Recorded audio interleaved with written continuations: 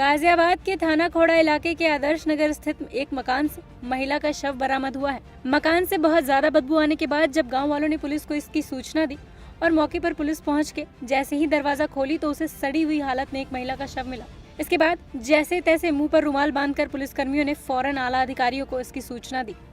शव मिलने के बाद ही इलाके में अफरा तफरी मच गई है। बताया जा रहा है कि महिला का पति अपनी 5 साल की बच्ची को लेकर फरार है और उसका मोबाइल भी स्विच ऑफ है।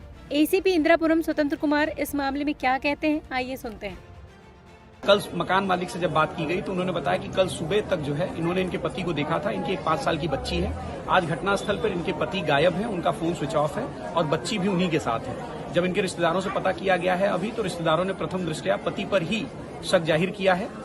खोड़ा पुलिस मौके पे है। हम लाश का पंचायतनामा करके आगे की कार्रवाई कर रहे हैं। सर, अभी किस तरह के प्रथम दृष्टया क्या दिखाई दे रहा है कि किसी हथियार से इसको प्रहार किया गया है, किस तरीके से इसकी हत्या की? देखिए, पोस्टमार्टम के बाद चीजें क्लियर होंगी। अभी मैं इतना ही बता सकता हूं कि अननेचुरल डेथ का मामला है।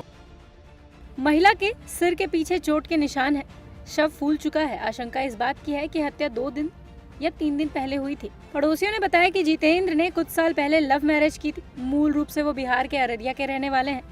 जीतू अपनी पत्नी और अपनी बेटी के साथ रहता था और राजमिस्त्री का काम करता था। 4 महीने पहले ही उसने इस मकान की 3री मंजिल पर कमरा लिया था। परिवार ने 3 दिन पहले ही बच्ची का जन्मदिन भी मनाया था। फिलहाल पुलिस ने शव को पोस्टमार्टम के लिए भेज दिया है और अब इस मामले में छानबीन जारी है।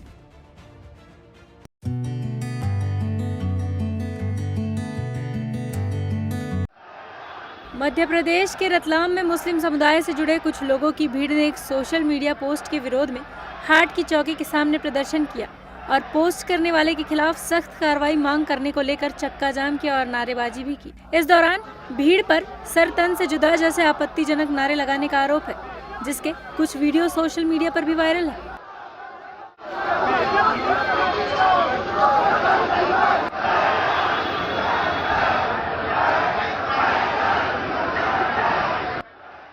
बता दें, नारे लगाने वालों के खिलाफ सरकार अब राष्ट्रीय सुरक्षा कानून यानी कि NSA के तहत कार्रवाई करने की तैयारी में है। धर्म स्वातंत्र अधिनियम बनाया, पास्को एक्ट भी है, बनाया, लगाया और आपके सामने ये सजा है। ये सजा में धर्म स्वातंत्र अधिनियम में 5 साल की और अन्य धाराओं में 20 साल की पास्को एक्ट सहित आरोपी मोहम्मद साबिर को माननीय न्यायालय ने दंडित किया है। एक 16 साल से बच्ची से गलत काम कर ब्लैकमेल करने का ये विषय है। 9 सितंबर 2020 की घटना है। मुस्लिम समाज के लोगों ने पुलिस से आपत्तिजनक पोस्ट करने वाली युवती के खिलाफ बुलडोजर कार्रवाई की मांग की है। हंगामे को बढ़ता देख युवती को गिरफ्तार भी कर लिया गया है। गिरफ्तारी के बाद कोर्ट से सीधा जेल भेज दिया गया है।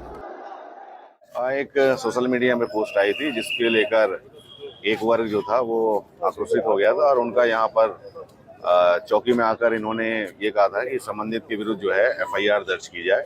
उनकी ये मांग थी। इस मांग को लेकर यहाँ पर उपस्थित हुए थे, जिस मांग के तारतम्य में थाना DD नगर में 295A के तहत जो है अपराध पंजीबद्ध किया गया है। प्रकरण विवेचना में है और जो भी जिनके द्वारा कृत्य की गई उनके विरुद्ध जो है कड़ी कार्रवाई की जाएगी। बता दें कि दीनदयाल नगर थाना पुलिस ने मुस्लिम समाज की शिकायत के बाद सोशल मीडिया पर आपत्तिजनक पोस्ट के खिलाफ मामला दर्ज कर उस पर साइबर जांच के आदेश भी दे दिए हैं। वहीं प्रदर्शन के दौरान नारेबाजी करने वाले लोगों की पहचान के लिए पुलिस प्रदर्शन के दौरान बनाए गए वीडियो की जांच भी कर रही है।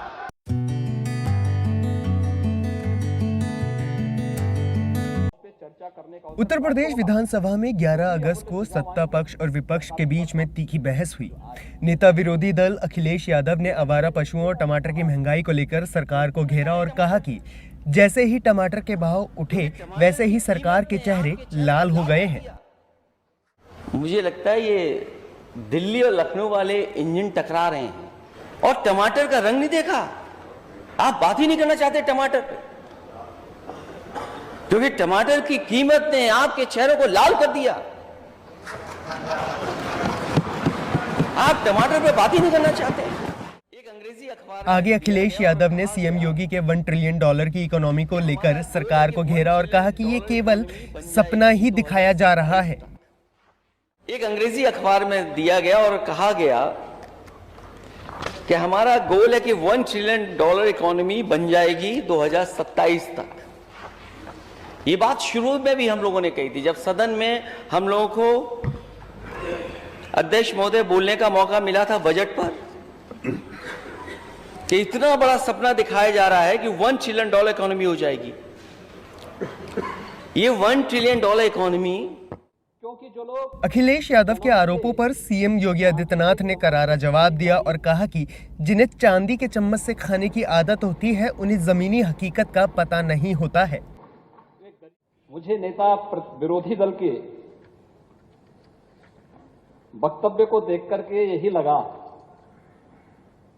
कि 2014, 2017, 2019 और 2022 का जो जनादेश है वो जनता ने वैसे ही नहीं दिया, क्योंकि जो लोग जन्म से चांदी के चम्मच में खाने के आदी हैं,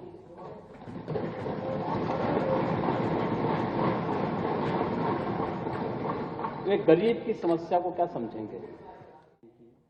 बता दें, इससे पहले भी समाजवादी पार्टी प्रमुख अखिलेश यादव ने आवारा पशुओं को लेकर चिंता जाहिर की थी और साथ ही उन्होंने सदन में कहा कि कार्यालय में काम करने वाले एक कर्मचारी की गाड़ी एक जानवर से टकरा गई थी, जिसके कारण उसकी जान भी चली गई। अगर हम कर्मचारियों को सुरक्षा नहीं दे पा रहे हैं तो आम जनता को हम क्या सुरक्षा देंगे।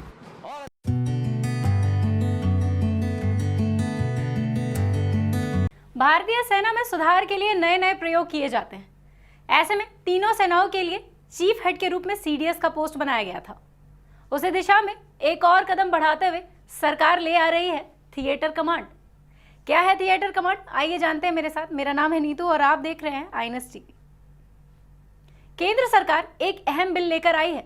इसका नाम है inter service organisation command control and discipline bill 2023। 7 अगस्त को यह बिल राज्यसभा से पास हो चुका है। लोकसभा में यह बिल 4 अगस्त को ही पास हो गया था। इस बिल को राज्यसभा में पेश करते हुए रक्षा मंत्री राजनाथ सिंह ने कहा, भारत किसी भी युद्ध का सामना करने के लिए तैयार है। अगर जरूरत पड़ी तो रक्षा खर्च को बढ़ाकर जीडीपी का 5 से 6% भी किया जा सकता है। उन्होंने कहा, बिल का मकसद तीनों सेनाओं के बेहतर तालमेल को बनाना है। राजनाथ सिंह ने यह दावा भी किया है कि यह बिल भारत के सैन्य सुधार की दिशा में एक मील का पत्थर साबित होगा। फिलहाल ये बिल लोकसभा और राज्यसभा दोनों सदनों से पास हो चुका है और अब राष्ट्रपति की मुहर लगते ही ये कानून बन जाएगा। क्या है थिएटर कमांड, आइए जानते हैं। थिएटर कमांड तीनों सेनाओं को मिलाकर कंबाइंड कमांड सेंटर होता है। थिएटर कमांड का सबसे सही उपयोग युद्ध के दौरान होता है, जब बात तीनों सेनाओं के बीच तालमेल की होती है। भारत में अभी थल सेना और वायु सेना दोनों की 7 और 9 सेना की 3 कमांड है। इन्हें मिलाकर 4 कमांड तैयार किए जाएंगे। खास बात यह होगी कि ये सभी कमांड सीडीएस को रिपोर्ट करेगी। ऐसे में इनके बीच तालमेल काफी आसान हो जाएगा। थिएटर कमांड बनाना समय की मांग है। दुनिया में करीब 32 देश ऐसे हैं जो थिएटर कमांड जैसे प्रयोग कर चुके हैं, जिसमें अमेरिका थिएटर कमांड शुरू करने वाला सबसे पहला देश है। क्या हो सकते हैं इसके फायदे, आइए ये भी जानते हैं। एक साथ कमांड लाने पर सैन्य बलों के आधुनिकीकरण खर्च कम हो जाते हैं। कोई नई तकनीक आएगी तो तीनों सेना उसका मिलकर उपयोग कर सकेंगे। इतना ही नहीं, युद्ध के हालात में इसका महत्व और बढ़ जाएगा। भारत में जो पहली थिएटर कमांड बनने जा रही है, उसमें वायुसेना के पास उसका पूरा कंट्रोल रहेगा। इसके अलावा थिएटर कमांड का एक अलग प्रमुख भी बनाया जाएगा, जिसकी रैंक एयर मार्शल के अधिकारी की होगी। अभी भारत में तीनों सेनाओं की कुल मिलाकर 17 कमान है, जिसमें एयर डिफेंस, समुद्री, पूर्वी और पश्चिमी कमान सबसे पहले बनेगी। इसमें क्यों हो रही थी इतनी देरी, आइए जानते हैं। जनरल बिपिन रावत ने पद संभालने के साथ ही इसके संकेत दे दिए थे। उन्होंने आने वाले दिनों में थिएटर कमान बनाने की बात कही थी, लेकिन थिएटर कमान बनने को लेकर सेनाओं में पहले कई बार मतभेद रह चुके हैं। इसके पीछे सबसे बड़ा कारण है तीनों सेनाओं को अपनी अहमियत खो देने का डर। ऐसे में सीडीएस की भूमिका इसमें अहम होगी, तो देश को अब इसका बेसब्री से इंतजार रहेगा। धन्यवाद। Subscribe now and press the bell icon. Never miss an update.